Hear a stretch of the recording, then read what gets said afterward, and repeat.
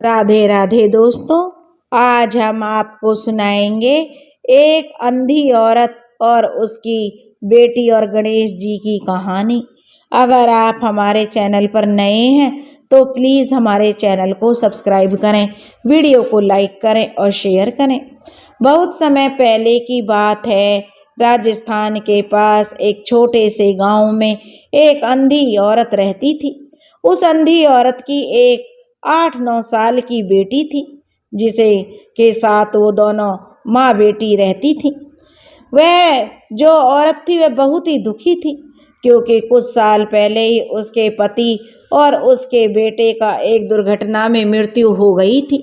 तब से वह महिला बेचारी अपनी छोटी सी बेटी के साथ अकेली रहती थी। लेकिन तब से उस औरत का भगवान से विश्वास उठ गया, क्योंकि उस औरत के घर में पहले किसी चीज़ की कोई कमी नहीं थी। उसका हंसता खेलता परिवार था, एक बेटा बेटी पति पत्नी, घर में किसी चीज़ की कोई कमी नहीं थी। लेकिन होने को कौन टाल सकता है, और एक दिन उसके पति और पुत्र इस दुनिया से विदा हो गए। तब उस औरत का भगवान से विश्वास उठ गया और उसने रो रो कर अपनी आंखें खराब कर लीं और उसकी आंखों की रोशनी चली गई। उसके जीने का एकमात्र सहारा अब उसकी बेटी थी। गांव का एक दुकानदार था, जो कुछ बांस की लकड़ी उन माँ बेटियों को सुबह दे जाता था, जिससे वे उससे बांस की लकड़ियों से टोकरी बनाया करती थी। पूरे दिन में वो सिर्फ 2 टोकरियां बना पाती थी, जिसके बदले में उन्हें जो मेहनताना मिलता था उससे उनकी गुजर बसर हो रही थी। वह औरत अपनी बेटी से कहती थी, बिटिया, भगवान ने मुझे कुछ नहीं दिया, पुत्र नहीं दिया, अमर सुहाग नहीं दिया और कुछ भी नहीं, ना कोई भैया भाई भतीजा दिया। मेरा तो भगवान से विश्वास उठ गया है। मायके में तो थे नहीं, जो अपने थे वो भी भगवान ने ले लिए। मैं तो भगवान पर विश्वास ही नहीं करती हूँ। तब उसकी छोटी सी बिटिया अपने माँ के सारे काम कर देती थी। एक दिन की बात है, उसकी बेटी भागती हुई अपनी माँ के पास आई और बोली, माँ, मुझे ना जो गांव में जो मेला लगता है उसमें जाना है। गणेश जी का मेला भरने वाला है। माँ, गांव के सब लोग मेले में जाएंगे, मुझे भी उनके साथ जाना है। अब उस औरत ने बड़ी आहा करते हुए कहा, नहीं बेटी, वह हमारे लिए मेला नहीं है, हम वहाँ नहीं जा सकते मेरी बच्ची। मेरे पास तो कुछ भी नहीं है, फिर मेरी आंखें भी अंधी हैं, मैं वहाँ पहुँच भी नहीं सकती। तब वह लड़की कहती है, ठीक है माँ, तुम मत जाओ, पर मैं पड़ोस वाली काकी के साथ चली जाऊंगी। पड़ोस वाली काकी तो जा रही हैं, माँ मुझे उनके साथ जाने दो, मैं उनके साथ चली जाऊंगी। तब उस बच्ची की माँ ने उसे बहुत समझाया, लेकिन कहते हैं बाल हट, कहाँ, वो तो बच्ची थी, कहाँ मानने वाली थी। वह नहीं मानी। अब उसकी माँ बेचारी लाठी टेकती हुई पड़ोस वाली काकी के पास पहुंची और उससे कहने लगी कि बहन, आप मेला देखने जा रही हो, मेरी बेटी भी मेले देखने जाने की जिद कर रही है, उसे भी अपने साथ ले जाओ। तब पड़ोस वाली काकी ने कहा, अरे वहाँ तो बहुत भीड़ होगी, कहीं खो खा जाएगी तो हमारी जिम्मेदारी नहीं है। अगर इसे जाना है तो इसे अपना ध्यान खुद रखना पड़ेगा, हमारे साथ स्वयं रहना पड़ेगा। अब जो उसकी बेटी खुशी से उछल पड़ी। उसकी बेटी का नाम पारो था। पारो बड़ी खुश हो गई कि अब उसे काकी के साथ मेला देखने जाना पड़ेगा। पारो बोली, ठीक है काकी, मैं आपके पीछे पीछे चलूंगी और आपको बिल्कुल भी तंग नहीं करूंगी। काकी बोली, तो ठीक है पारो, हम कल सुबह चलेंगे। पारो खुशी खुशी अपनी माँ के साथ अपने घर लौट आई। पारो को खुशी के कारण और उसकी माँ को चिंता के कारण पूरी रात नींद नहीं आ रही थी। उसकी माँ को चिंता थी कि ले देकर उसके जीवन में उसकी एक बेटी है, और लेकिन जो पारो थी वह तो बच्ची थी। उसे इसलिए नींद नहीं आ रही कि वह कल मेला देखने जाएगी। मेले में तरह तरह की चूड़ियाँ देखेगी, झूला देखेगी, बाल मंथा तरह तरह के सपने सजोने लगी, और उन्हें दोनों माँ बेटियों को रात भर नींद नहीं आई। माँ सोच रही थी लौटते लौटते शाम हो जाएगी, तो पारो खाने की कोई व्यवस्था भी नहीं है, कौन करेगा, और ना ही गणेश जी के प्रसाद के लिए कोई चीज़ उसके पास थी। जो मेले में गणेश जी का मेला भर रहा है वहाँ जाकर लगाई। लेकिन खुशी के मारे सुबह पारो सवेरे जल्दी उठ गई और मेले में जाने के लिए तैयार हो गई। पारो की माँ के पास एक गुड़ की डली रखी थी। पारो की माँ ने उस गुड़ की डली को एक कागज में लपेटकर और एक थैली में रखकर वह गुड़ की डली पारो को दे दी और कहा, ले बिटिया, इसे गणेश जी का भोग लगा देना। आप पारो ने खुशी खुशी गुड़ की डली ले ली और कहने लगी, ठीक है माँ। काफी दूर चलने के बाद अब धीरे धीरे जो मेला शुरू हो गया। आप पारो मेले के दृश्य देखकर उसमें खो गई। बड़े बड़े झूले, गुब्बारे, चाट, पकौड़े, तरह तरह की रंग बिरंगी मिठाइयाँ और खिलौने, ना जाने वहाँ क्या क्या बिक रहा था। काकी के बच्चे बार बार कुछ खा रहे थे और खिलौने खरीद रहे थे, लेकिन बेचारी पारो चुपचाप सबको खाते हुए देख रही थी। जब उसे बहुत भूख सताती तो वह बार बार अपनी गुड़ की डली को देखती और कहती, नहीं नहीं, यह तो गणेश जी को खिलाऊंगी। 2-3 किलोमीटर की चढ़ाई की वह बार बार मेले की चीज़ों को देखते हुए पीछे रह जाती, लेकिन तुरंत ही भागकर अपने काकी के समूह में मिल जाती और काकी का पल्लू पकड़ लेती। मंदिर में दर्शन के लिए बहुत लंबी कतार लगी हुई थी। अब वो भी उस कतार में लग गए और अपनी बारी आने का इंतजार करने लगे। अपनी बारी आने पर सभी लोग गणेश जी भगवान को अपने द्वारा लाए मिठाई के डब्बे, वस्त्र, आभूषण आदि पंडित जी को भेंट कर रहे थे और पंडित जी भी उन्हें लेकर गणेश जी के समीप ले जा रहे थे। बेचारी पारो ने भी अपना हाथ बढ़ाया ताकि उसका गुड़ भी गणेश जी तक पहुंच जाए, लेकिन पंडित जी ने उसकी तरफ कोई ध्यान नहीं दिया। सभी लोग भोग लगाकर बाहर निकल चुके थे, पर पारो बेचारी वहीं खड़ी रही। लोग आते रहे जाते रहे, पर पारो अपना हाथ जो आगे करके वहीं खड़ी रही। पंडित जी ने उसकी तरफ बिल्कुल भी ध्यान नहीं दिया। धीरे धीरे करते करते शाम होने को आई। अब कुछ ही लोग बचे थे। अंत में उनका भी भोग लगा दिया गया। पारो की तरफ किसी ने ध्यान नहीं दिया। अंत में पंडित जी और पारो ही मंदिर में रह गए। पंडित जी ने पारो को डांटते हुए जोर से कहा, तुम कैसे रह गई? चल भाग यहाँ से। अब पारो मारे डर के रोने लगी। पंडित जी ने उसका हाथ पकड़कर मंदिर के बाहर उसे भगा दिया और मंदिर के पट बंद करके वहाँ से चले गए। पारो बेचारी वहीं एकांत में बैठ गई। गांव के सभी लोग भी मेला देखकर वापस आ चुके थे, पर पारो वापस नहीं आई थी। पारो की माँ को अब बहुत चिंता सताने लगी। वह जैसे तैसे बेचारी अंधी थी, लाठी के सहारे लाठी टेक टेक कर अपनी पड़ोसन के पास पहुंची और उससे पूछा कि काकी, मेरी पारो कहाँ है? तब पड़ोसन ने बताया कि वह तो मंदिर तक तो हमारे साथ थी, उसके बाद हमें नहीं पता वह कहाँ गई। अब बेचारी पारो की माँ पूरी रात जो रोती रोती सोच रही थी कि मेरी बेटी कहाँ चली गई, कौन ले गया, कहाँ खो गई, जीवित भी है या मर गई, पर उसके पास उसका कोई उत्तर नहीं था। उधर बेचारी पारो गणेश जी को कोस रही थी। गणेश जी, तुम तो बहुत बुरे हो।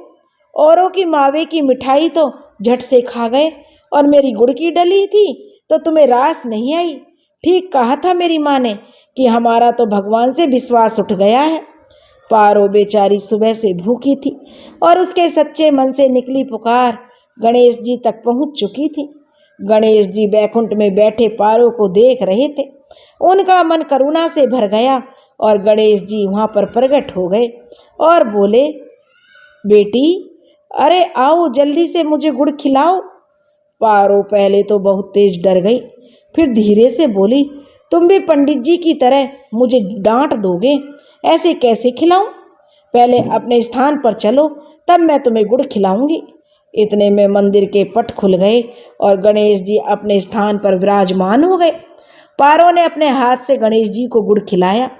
गणेश जी ने भी उसे बहुत सारी मिठाई खिलाई और फिर प्रसन्न होते हुए बोले कि बिटिया, मैं तुम पर बहुत प्रसन्न हूँ। पुत्री, तुम चाहे जो मांगो मांग लो। अब तो पारो ने प्रसन्न होते हुए कहा, कुछ भी मांग लूँ, आप दे दोगे गणेश जी? सच में दे दोगे गणेश जी? अब पारो की बात सुनकर गणेश जी ने मुस्कुराकर कहा, हाँ पुत्री, मैंने ठीक कहा। जो तुम मांगोगी वो मैं तुम्हें दे दूंगा। अब वह लड़की कहने लगी, तो ठीक है, मैं 9 करोड़ की माया लूंगी, रुण झुन करती गाड़ी लूंगी, गोद में भतीजा लूंगी, अमर सुहाग लूंगी। गणेश जी ने आश्चर्य में भरकर कहा, अरे वाह पुत्री, तूने तो बहुत कुछ मांग लिया। गणेश जी हंसते हुए कहने लगे, ठीक है, ऐसा ही होगा। और फिर वहां से गणेश जी अंतर्ध्यान हो गए। अब तो जो उनके स्थान पर एक गाड़ी खड़ी थी जिसमें उसके 9 करोड़ की माया थी। अब गोद में उस पारो के भतीजा जो मांगा था, तो भतीजा मांगा था, तो गणेश जी ने उसको भाई और भाभी भी देने पड़े, और अमर सुहाग तो उसे मिल ही गए जाएगा। तभी तो उसके भाई ने पुकारा, चल पारो, माँ हमारी राह देख रही होगी। पारो कहने लगी, अरे तुम कौन हो? तब वे बोले, अरे मेरी प्यारी बहना, हम तेरे भैया भाभी हैं। पारो यह देखकर बड़ी खुश हो गई और अपने भाई भाभी के बीच गोद में बैठकर भतीजा लेकर बैठ गई। अब तो उसकी गोद में भतीजा भी आ गया। अब तो जो उसने भगवान जी से गाड़ी मांगी थी, गाड़ी भी रुनझुन करती हुई गांव की ओर चली जा रही थी।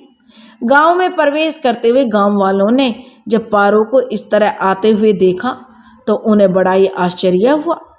धीरे धीरे यह खबर पारो की माँ तक भी पहुंच गई और किसी ने उन्हें बताया कि काकी, तुम्हारी पारो और तेरा बेटा गाड़ी में बैठकर आ रहे हैं। उसकी माँ जो अंधी थी बेचारी, माँ और तेजी से विलाप करने लगी, कहने लगी, एक तो मेरी बेटी खो गई है, दूसरे गांव वालों को मजाक सूझ रहा है। मैं तो इतने दिनों से बेसहारा थी, पहले ही भगवान ने मेरे साथ तो इतने दुख दिए हुए थे। अब एक ले दे के बेटी थी, वो भी पता ना कहाँ चली गई, और गांव वाले मेरा अभी भी मजाक बना रहे हैं। सही कहते हैं, दुख में कोई किसी का नहीं होता। अब जब बुढ़िया रोने लगी, पारो की माँ विलाप कर रही थी, तब तक पारो भी गाड़ी में बैठकर अपने घर पहुंच गई। अब उसने बाहर से आवाज लगाई, माँ माँ। तब उसकी माँ ने अपनी बेटी की आवाज़ सुनी तो सोचने लगी, यह तो मेरी पारो की आवाज़ है। अब जो पारो ने उस पड़ोसी की भी बात सुन रही थी, जो उसकी माँ बड़बड़ा रही थी कि पड़ोसी मजाक कर रहे हैं, तब उसकी माँ तो रो रही थी, रोते रोते विलाप कर रही थी कि पड़ोसी मजाक कर रहे हैं, मेरी पारो कहाँ चली गई। पारो ने कहा, माँ कोई मजाक नहीं है, बाहर आकर देखो मैं क्या क्या लेकर आई हूँ। इतना सारा धन और भाई तो है ही है, साथ में भाभी और भतीजा भी लाई हूँ। माँ बोली, मेरा बेटा कैसे आ सकता है भला? वह तो कितने दिन हो गए, वह तो एक्सीडेंट में मारा जा चुका था। लेकिन जैसे ही बेटे ने माँ के चरण छुए, माँ के आंचल से दूध की धारा फूट गई। उसने अपने बेटे को चूम लिया, बोली, हाँ यही मेरा बेटा है। अब तो माँ को विश्वास नहीं हुआ, क्यों उसकी माँ की आंखों की रोशनी भी लौट आई थी। अब पारो की और उसकी माँ आश्चर्य से देखती हुई बोली, अरे बिटिया, तू किसको लूट लाई है? बेटा पारो ने कहा, माँ अब तो तू भगवान पर विश्वास कर, यह सब मुझे गणेश जी भगवान ने दिया है। लेकिन पारो की माँ कहने लगी, मुझे तो विश्वास नहीं होता, भला गणेश जी भगवान तुम्हें ऐसा कैसे दे सकते हैं? तब पारो ने बताया कि माँ, जब आपने गुड़ की डली जो मुझे भगवान जी को भोग लगाने के लिए दी थी, तो मंदिर में भीड़ थी और पुजारी जी सबका मावे के लड्डू मोदक सबका भोग लगा रहे थे, लेकिन मुझे कोई भी ध्यान नहीं दे रहा था, क्योंकि मेरे हाथ में तो गुड़ की डली थी और पंडित जी ने मुझे धुतकार कर मंदिर से बाहर खड़ा कर दिया। तब मैं भगवान जी से शिकायत करने लगी कि आप तो बड़े वो हो, मेरी गुड़ की डली क्यों खाओगे, आप तो जो मावे के बने लड्डू खाओगे। मैं रो रही थी माँ कि कैसे मैं भूखी प्यासी, और भगवान जी ने मेरा भोग भी नहीं लिया। आपने ही तो कहा था भगवान को भोग लगा कर आना, जब भगवान को भोग ही नहीं लगा तो मैं कैसे वापस आती माँ? इसलिए मैं वहीं एक कोने में बैठ गई और रोने लगी। तब भगवान गणेश जी जो मेरे सामने प्रकट हो गए और उन्होंने मुझसे कहा जो तू मांगेगी वो मांग ले। तब माँ मैंने अपने लिए भाई मांग लिया। तुम भाई को याद करके कितना रोती थी। मैंने भतीजा भी मांग लिया माँ, अब जो बुढ़ापे में ये तुम्हारी खूब सेवा करेंगे। माँ मैंने धन दौलत भी मांग ली, अब हम गरीब नहीं रहेंगे और ना ही हमें भूखा रहना पड़ेगा। अपनी छोटी सी पारो की ऐसी बातें सुनकर माँ जो बहुत ही खुश हुई और कहने लगी माँ मैंने अपने लिए ना सुहाग भी मांग लिया है। यह सुनकर तो पारो की माँ बहुत ही खुश हुई। अब तो उनके घर में बड़े खुशी से दिन बीतने लगे। अब तो भगवान गजानन की पूजा उसकी माँ नित्य नियम से करने लगी और पारो भी गजानन जी की बहुत बड़ी भक्त बन गई। अब वह बैसाख स्नान करती, कार्तिक स्नान करती, तुलसी सींचती, पीपल पथवारी सींचती और जो भी नियम कर्म होते सब करती। धीरे धीरे पारो बड़ी हो गई। अब पारो बड़ी विवाह लायक हो गई तो उसकी माँ और भाई ने एक सेठ का लड़का देखकर जो पारो के योग्य था उसका विवाह कर दिया, क्योंकि उसके नसीब में तो भगवान ने पहले ही अच्छा सुहाग लिख दिया था। अब पारो का विवाह हो गया। पारो जिस घर में आई उसमें लक्ष्मी का वास हो गया, क्योंकि पारो पर तो साक्षात गणेश जी भगवान की कृपा थी। पारो बड़ी खुशी से अपनी ससुराल में रहने लगी। ससुराल वाले भी पारो जैसी बहू पाकर बहुत प्रसन्न थे। पारो अपनी ससुराल में बहुत खुश थी। उसके दिन बड़ी सुखी सुखी बीत रहे थे। धीरे धीरे समय बीता। पारो के भी जो फिर नाती पोते हो गए, उसका घर जो खुशियों से भर गया। अंत समय में पारो जो गणेश जी की कृपा से बैकुंठ धाम को गई। इस तरह से गणेश जी की कृपा से पारो का बचपन से लेकर जो बुढ़ापे तक का सफ़र सुधर गया और अंत में मोक्ष की प्राप्ति हुई। हे गणेश जी भगवान, जैसे आपने पारो पर जो कृपा करी, ऐसे ही जो यह कहानी कह रहे हैं और जो यह कहानी सुन रहे हैं उन पर भी अपनी कृपा करना, उन पर भी अपना आशीर्वाद देना, उनकी भी सभी मनोकामनाएं पूर्ण करना। बोलो गणेश जी भगवान की जय। दोस्तों, अगर आपको गणेश जी की यह कहानी पसंद आई हो तो प्लीज़ हमारे चैनल को सब्सक्राइब करें, वीडियो को लाइक करें और शेयर करें। राधे राधे।